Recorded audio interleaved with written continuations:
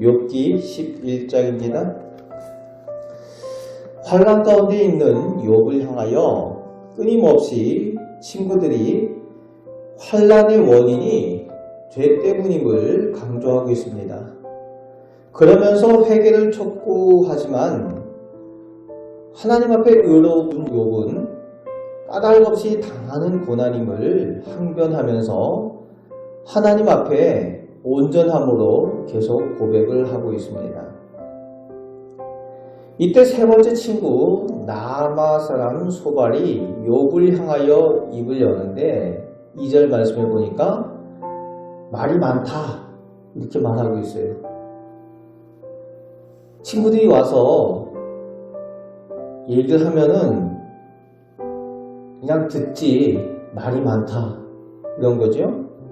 말이 많은 것 보니까 어렵지 않다는 거예요.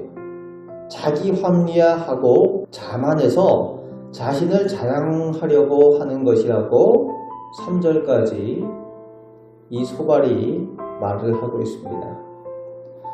4절에서 6절에는 욥이 자신의 길이 정결하고 하나님 보시기에 깨끗하다고 하지만 그건 하나님께서 죄에 대한 망각의 은혜를 주셨기 때문이라고 소발은 지적을 합니다. 하나님께서 사람이 죄책감으로 살지 않도록 죄를 지은 것을 회개하면은 그것을 망각할 수 있는 은혜를 주시는데 문제는 회개하지 않은 죄까지도 망각한 까닭이라고 지금 소발은 주장을 하고 있는 겁니다. 욥이 의롭다라고 자신이 정결하다고 온전하다고 하는 것은 자기가 지은 죄를 망각했기 때문이다 라고 지적을 하고 있는 거죠.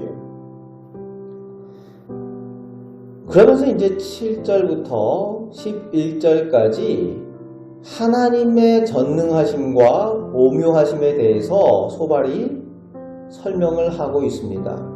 이 내용은 하나님에 대한 속성과 하나님의 능력에 대한 내용들이죠.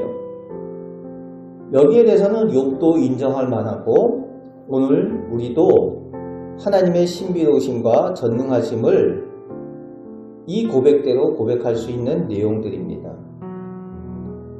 그런데 이제 11절 말씀에 허망한 사람의 악한 일을 하나님께서 모른 척 하는 것 같지만 다 보고 계신다 라고 강조를 합니다.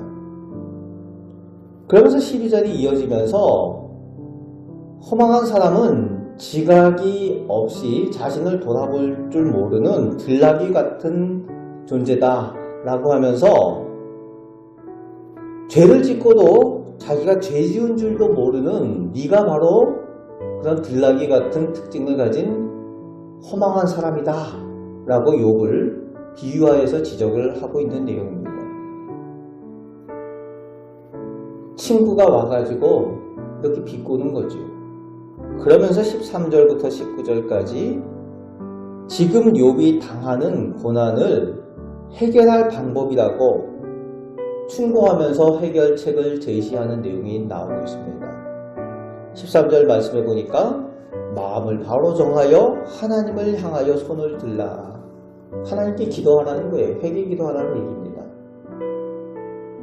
맞는 얘기예요. 죄 지은 사람이 하나님 앞에 은혜를 입는 방법은 마음을 하나님께로 정하고 회개 기도해야 됩니다. 14절 말씀에 죄를 회개하고 그 죄에서 떠나고 그 죄를 멀리하는 것, 죄를 제거하는 것이 하나님의 은혜를 입는 방법이에요. 그렇지만 욥하고는 상관없는 이야기죠. 일반적으로 하나님의 은혜를 입는 방법을 이야기를 하지만 지금 친구가 와서 욥에게 충고라고 해결책이라고 이야기하는 이 내용은 욥이 기본적으로 죄를 지었다라고 기정사실화하고 이야기를 하고 있습니다. 이미 정죄를 하고 이야기하고 있는 거죠. 그러니까 그 충고나 그 조언, 그 해결책이 아무런 도움이 되지 않고 오히려 상처를 주는 이야기일 수밖에 없습니다. 그러면서 16절에서 19절까지 하나님 앞에 그렇게 회개하고 회복되어질 것에 대해서 말하고 축복을 전하고 있습니다.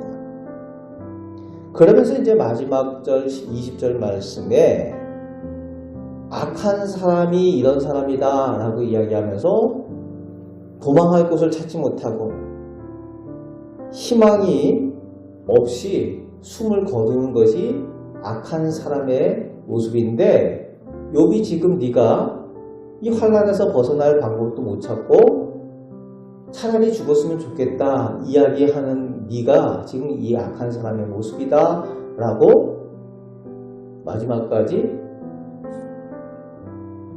속을 후벼파고 있는 거죠. 친구라고 와서 이런 말들을 하는 것, 위로한다고, 위한다고, 조언한다고, 축복한다고 하는데 위로도 되지 않고 축복도 되지 않습니다. 기본적으로 죄가 있다는 전제로 시작을 하는데, 그것은 이 소발이 자신은 의롭다라는 눈을 가지고 친구를 비판하고 있는 거죠. 우리가 늘 조심해야 되는 내용이 여기에 있습니다. 우리가 하나님을 믿는 사람으로 먼저 믿은 사람들, 성도로서 우리 곁에 있는 연약한 사람들을 도울 때에 우리도 연약한 사람, 우리도 죄인이고 우리도 하나님의 은혜로 살아가는 사람이라는 것을 알고 그들에게 형제로 나아가야 되는데, 가끔은 그런 분들이 있어요. 나는 이미 회개해서 나는 깨끗하게 되었기 때문에 나는 당신을 정죄할 수 있다, 판단할 수 있다, 이런 자세로 대하는 분들이 가끔 있습니다. 그러면 그것이 위로가 되지 못하고 그들을 도울 수 없어요. 제대로 된 섬김이 될 수 없습니다. 오늘 소발이 그런 모습이에요. 논쟁만 있게 되는 거죠. 위로가 되지 못하는 그런 모습입니다. 자신의 의를 강조하게 되는 거예요. 나는 의롭고 너는 죄를 지어서 고난을 당한다. 이런 식으로 바라보게 되니까 세상에 다른 사람들 바라볼 때 어떤 문제만 있으면은 그 사람들이 기본적으로 죄를 지었다, 하나님 앞에 뭔가 잘못했다라고 생각을 하는 거죠. 그러나 성경에서는 죄 때문에 일어나지 않는 일들이 있다는 것을 예수님께서 직접 말씀하여 주시죠. 나면서부터 장애를 가지고 태어난 사람에게 제자들이 물었지 않습니까? 이 사람이 이렇게 된 것이 부모의 죄 때문입니까? 아니면 자신의 죄 때문입니까? 이렇게 물을 때에 누구의 죄도 아니고 하나님의 영광을 위해서다 라고 하셨던 그 주님의 말씀을 우리는 기억해야 된다는 거죠. 오늘 욥에 대한 내용도 그런 내용입니다. 죄가 없이도 고난을 당하신 예수님, 그리고 죄가 없이도 하나님의 영광을 위해서 하나님께서 영광의 도구로 사용하시는 일들이 있다는 거죠. 오늘 우리가 본문을 통해서 온전히 하나님 앞에 우리의 모습이 어떠해야 되는가, 우리는 우리 곁에 있는 어려움을 당하는 이들에게 참된 위로를 전하고 소망을 전하기 위해서는 예수님과 같은 모습이 되어져야 된다는 거예요. 함께 그 고난에 그저 동참하고 그들과 함께 있을 때에 그들이 위로함을 얻고 또 소망을 얻게 되어진다는 거죠. 세상 끝날까지 내가 너희와 함께 있겠다 하신 주님처럼 그 주님을 닮아서 함께 있을 때에 우리 곁에 있는 사람들에게 힘이 되어지게 된다는 겁니다. 오늘도 악한 세상 가운데 어려움을 당하는 이웃들을 돌아보며, 성도들을 돌아보며 또 우리가 맡겨진 사명을 잘 감당하고 주님의 위로와 소망을 전하며 승리의 삶을 살아가는 우리 성도들 되시기를 주님의 말씀으로 축복합니다. 아멘. 기도하겠습니다. 아버지 하나님, 저희가 하나님의 은혜로